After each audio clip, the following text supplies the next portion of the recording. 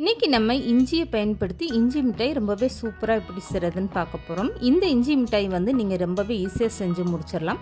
இந்த மாதிரி அதிக அளவில் நீங்கள் இஞ்சி மிட்டாய் செஞ்சு ஒரு டப்பாவில் ஸ்டோர் பண்ணி வச்சிங்கன்னா எவ்வளோ நாள் வேணாலும் கெட்டு போகாமல் ரொம்பவே சூப்பராக இருக்கும். டெய்லி இந்த மாதிரி ஒரு இஞ்சி மிட்டாய் சாப்பிட்டிங்கன்னா போதுங்க. Hello friends, welcome to Sammy delight.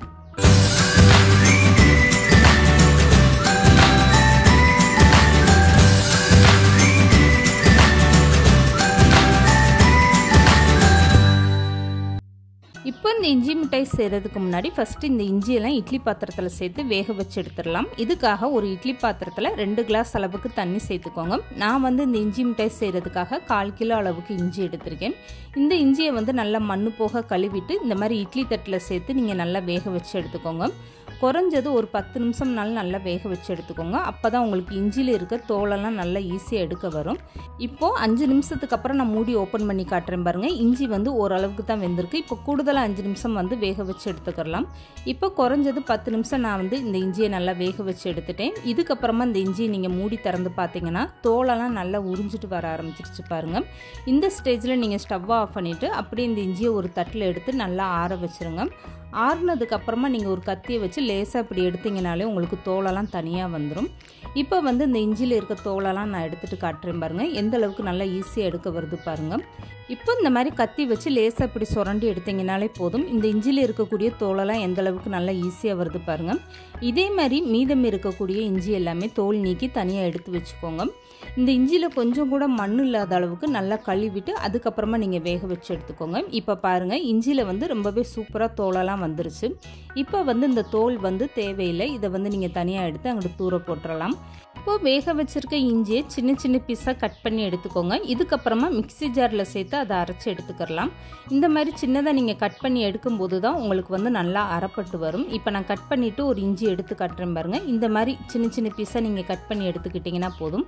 இப்போ ஒரு ஈரம் இல்லாத மிக்ஸி ஜாரில் கட் பண்ணி எடுத்து வச்சுருக்க இஞ்சி எல்லாமே சேர்த்துக்கோங்க. இது கூடவே 1 ஸ்பூன் அளவுக்கு ஓமம் சேர்த்துக்கோங்க. இப்போ இது கூடவே 3 ஏலக்காய் சேர்த்துக்கோங்க. இதெல்லாமே சேர்த்துட்டு நீங்கள் தண்ணி எதுவுமே சுத்தமாக சேர்க்காமல் நல்லா அரைச்சி எடுத்துக்கோங்க. உங்களுக்கு இஞ்சியில் இருக்கக்கூடிய தண்ணியை போதுமான அளவாக இருக்கும். இந்த ஓமம் ஏலக்காய்லாம் சேர்ந்து நல்லா வலுவலுன்னு அரைப்பட்டு வரணும்.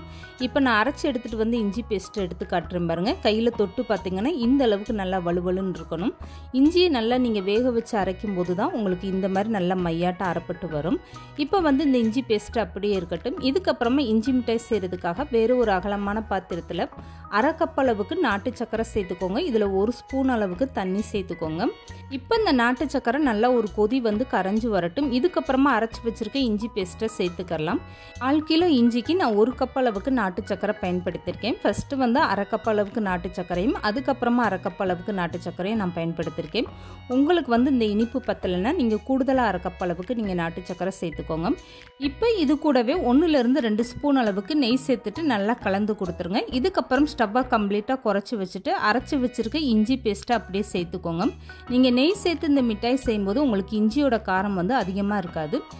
இப்போ அரைச்சி எடுத்து வச்சுருக்க இஞ்சி பேஸ்ட்டு பார்த்தீங்கன்னா இந்த கப்பில் 1 கப் அளவுக்கு இருக்குது. இப்போ இந்த இஞ்சி பேஸ்ட்டை அப்படியே சேர்த்துட்டு நல்லா கலந்து கொடுத்துருங்க.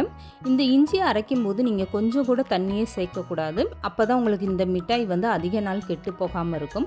இப்போ பாருங்கள், இந்த அளவுக்கு நல்லா கலந்து கொடுத்ததுக்கப்புறம் மீதம் இருக்கக்கூடிய 1/2 கப்பு நாட்டு சர்க்கரையை அப்படியே சேர்த்துக்கோங்க. ஃபஸ்ட்டே நீங்கள் 1 கப்பு நாட்டு சர்க்கரை சேர்த்திங்கன்னா உங்களுக்கு அது நல்லா கரைஞ்சிட்டு இந்த இஞ்சியோட வேகிறதுக்கு அதிக டைம் எடுக்கும். அதனால் இந்த மாதிரி நீங்கள் பாதி வெந்தது அப்புறமா மீதம் இருக்கக்கூடிய நாட்டு சர்க்கரை சேர்த்து நல்லா கலந்து கொடுத்துருங்க. இந்த இஞ்சி மிட்டாய் பாத்திரத்தில் ஒட்டாத அளவுக்கு நல்லா திரண்டு வந்ததும் அப்படியே 1 மணி நேரம் ஆற வச்சுருங்க. ஆறுனதுக்கப்புறம் தொட்டு பார்த்தீங்கன்னா நல்லா சூடாரி இன்னும் கொஞ்சமே நல்லா கெட்டியாக இருக்கும். இதுக்கப்புறமா கையில் லேசாக நெய் தடவிட்டு இந்த மிட்டாய் இந்த மாதிரி சின்ன சின்ன உருண்டைகளை நீங்கள் பிடிச்சி எடுத்து வச்சுக்கோங்க. இந்த மாதிரி நீங்கள் அதிக அளவில் மிட்டாய் செஞ்சு ஒரு டப்பாவில் ஸ்டோர் பண்ணி வச்சிங்கன்னா டெய்லி நைட்டில் ஒரு உருண்டை சாப்பிட்டிங்கன்னா போதுங்க. உங்களுக்கு செமிக்கலைன்ற பிரச்சனையே இருக்காது. இப்போ இந்த மிட்டாயை நீங்கள் குழந்தைகளுக்கெல்லாம் கொடுக்கணும்னா இந்த மாதிரி சாக்லேட் மோல்டு இருந்தால் அதில் நீங்கள் இந்த மிட்டாயை சேர்த்துட்டு சாக்லேட் மாதிரி கூட நீங்கள் செஞ்சு கொடுக்கலாம். இப்படி கொடுக்கும்போது குழந்தைகள்லாம் வேண்டானே சொல்ல மாட்டாங்க. இந்த மாதிரி இஞ்சி மிட்டாய் நீங்கள் செஞ்சு வைக்கும்போது வீட்டில் யாருக்குமே வயிறு வலி வயிற்று பிரச்சனைன்னு எதுவுமே இருக்காதுங்க. ரொம்பவே அருமையான டேஸ்ட்டாக இருக்கும். இந்த மாதிரி ஒரு இஞ்சி மிட்டாய் கண்டிப்பாக நீங்களும் ட்ரை பண்ணி பாருங்கள். அருமையான டேஸ்ட்டாக இருக்கும். இப்போ இந்த இஞ்சி மிட்டாய் ஈரம் இல்லாமல் இந்த மாதிரி சாக்லேட் மோல்டை நல்லா தொடச்சி எடுத்துட்டு அதுக்கப்புறமா இதில் கொஞ்சம் கொஞ்சமாக சேர்த்துக்கோங்க. இப்போ வந்து இந்த சாக்லேட் மோல்டை அப்படியே நீங்கள் 1 மணி நேரம் ஃப்ரீசரில் வச்சு எடுத்துக்கோங்க. அதுக்கப்புறமா நீங்கள் வெளியில் எடுத்தீங்கன்னா இந்த சாக்லேட் வந்து எடுக்கிறதுக்கு ரொம்பவே சூப்பராக இருக்கும். இந்த மாதிரி நீங்கள் இஞ்சி மிட்டாய் செஞ்சு கொடுக்கும்போது குழந்தைகள்லேருந்து பெரியவங்கெல்லாம் வேண்டானே சொல்ல மாட்டாங்க. இந்த இஞ்சி மிட்டாய் சாப்பிடும்போது பார்த்தீங்கன்னா உங்களுக்கு இஞ்சியோட காரமே இருக்காதுங்க. அவ்வளோ ஒரு அருமையான டேஸ்ட்டாக இருக்கும். கண்டிப்பாக நீங்களும் ட்ரை பண்ணி பாருங்கள். இந்த வீடியோ பிடிச்சிருந்தா லைக் பண்ணுங்கள், ஷேர் பண்ணுங்கள். மறக்காமல் சமையல் டிலேட் சேனலை சப்ஸ்கிரைப் பண்ணுங்கள்.